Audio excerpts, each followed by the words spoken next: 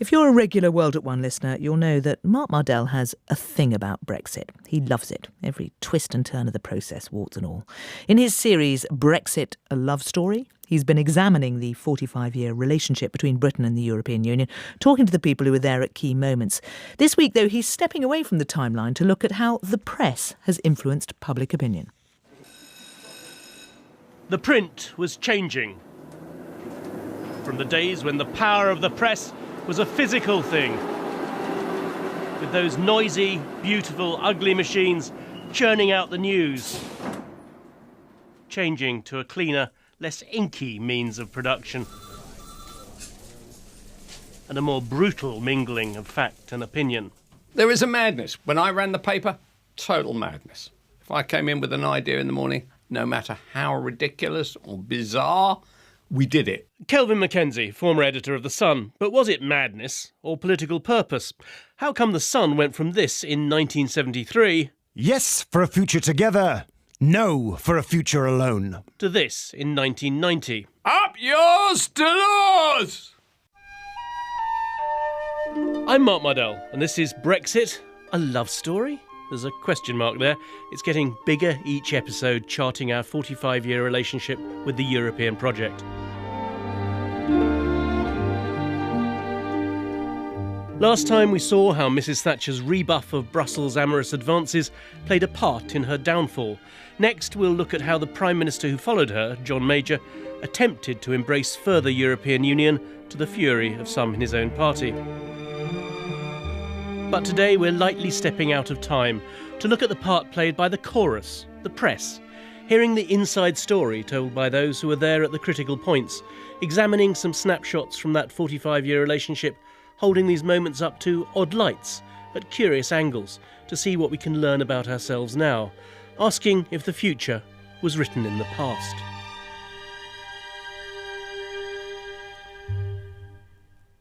The soar-away, side-switching Sun wasn't alone. In our first referendum, the Daily Mail painted a bleak picture of life outside the common market. No coffee, wine, beans or bananas till further notice. Quite different from the question posed in 2016. Who will speak for England?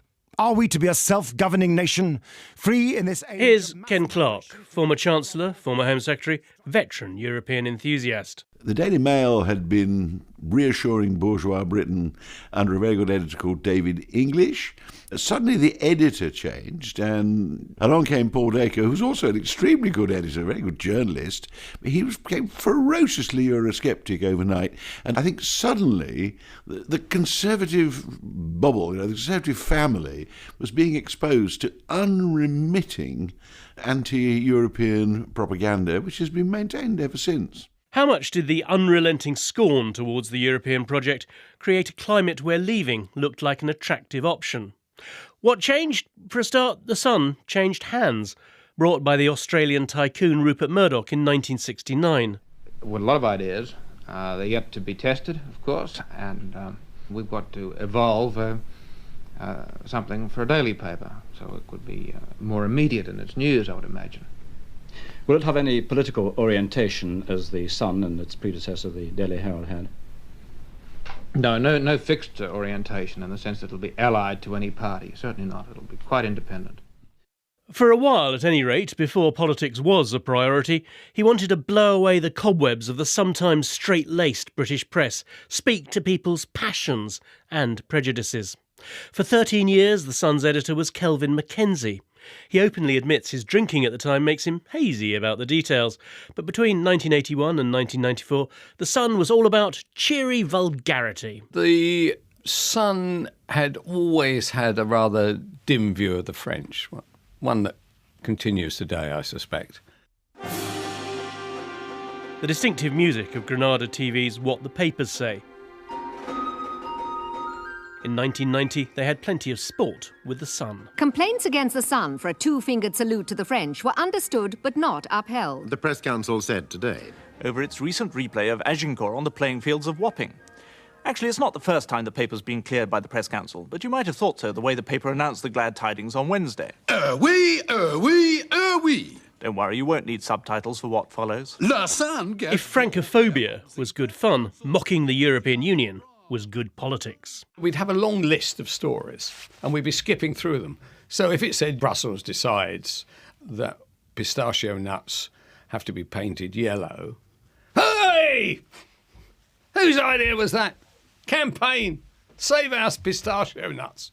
And then somebody would say, good idea. And then we'd start. Because it's funny or because it wins the debate? No, it's nothing to do with the debate. It cheers everybody up. And actually, most of the reporters on The Sun couldn't spell pistachio anyway. So we'd have to have some learning process. Well, what is a pistachio nut? Why shouldn't we paint it yellow? Is it, carcinogenic? Right. Brussels are trying to kill us with nut cancer.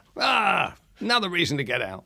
Then we'd start a campaign, and within half an hour, Brussels would announce that they weren't going to be painted yellow anymore. They bowed to public pressure, and that was the end of it. And then another victory for Sun in the yellow nut campaign. Wallop, bang, done it. Next. Bish, bash, bosh was hardly the Daily Telegraph style.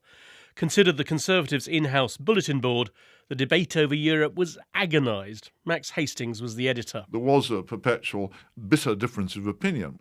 And all the time, I was trying to hold these various forces at bay. In those days, I used to have dinner with Douglas Hurd, maybe once a month, who was Foreign Secretary. And Douglas said to me at dinner, that leader of yours in the paper this morning about Europe, it was a camel. Now, of course, what he meant was I was trying to straddle two positions, and he was absolutely dead right. I was attempting to make the pro-European case while avoiding an absolute bust-up with our anti-Europeans and our proprietor. One thing both the Telegraph and the Sun had in common was foreign bosses, powerful men who enjoyed their power. Not an Australian at the Telegraph, but a Canadian, Conrad Black. Conrad sometimes rang up at strange hours. I usually get about 10:30, rain or shine. And Conrad doesn't go to bed at all, but then he doesn't get up till about 11 o'clock in the morning, so he had the time. But my wife used to say when Conrad would ring up at inconvenient moments, think of the money, and she was right. While I was determined to make an independent newspaper, a lot of Tories, and especially the right, believed that the Telegraph ought to be what it was when I took over, the party that still stood up for hanging and apartheid and right-wing views on Europe. And I think at the time I was dealing with so many other issues that it's only when I look back that I realise how much anger there was among the right-wingers on my own staff about our European position. If Conrad Black didn't push his view on the editor of the Telegraph, Rupert Murdoch didn't have to persuade the Sun. Rupert has always been hostile to Europe.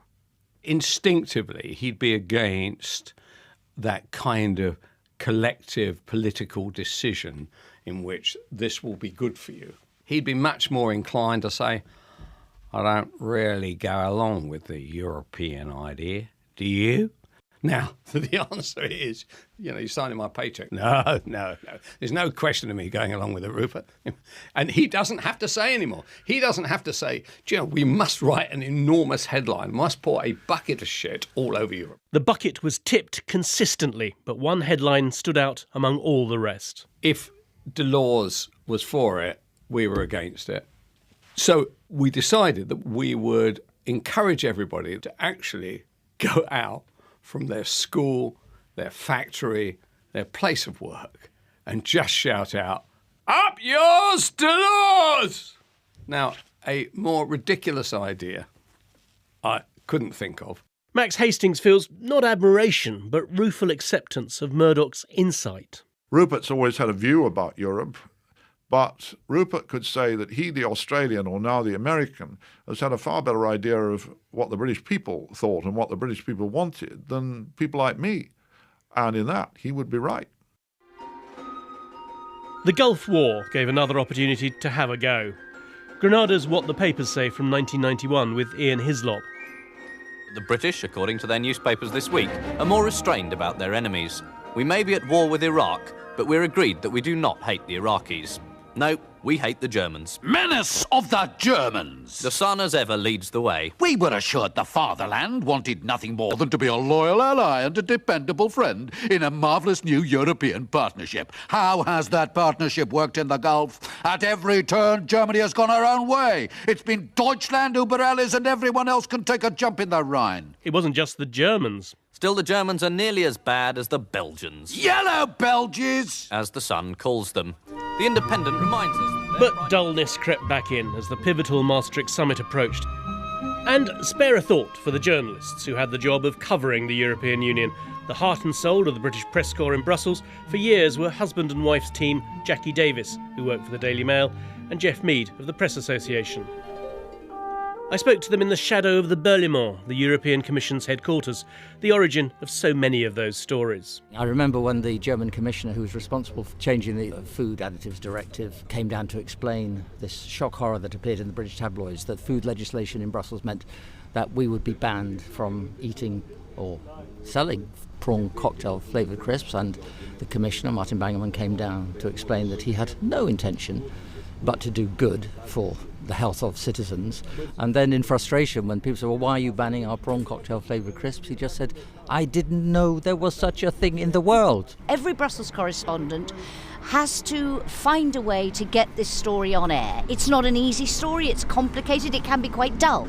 And so to get it on air, you have to hype it up.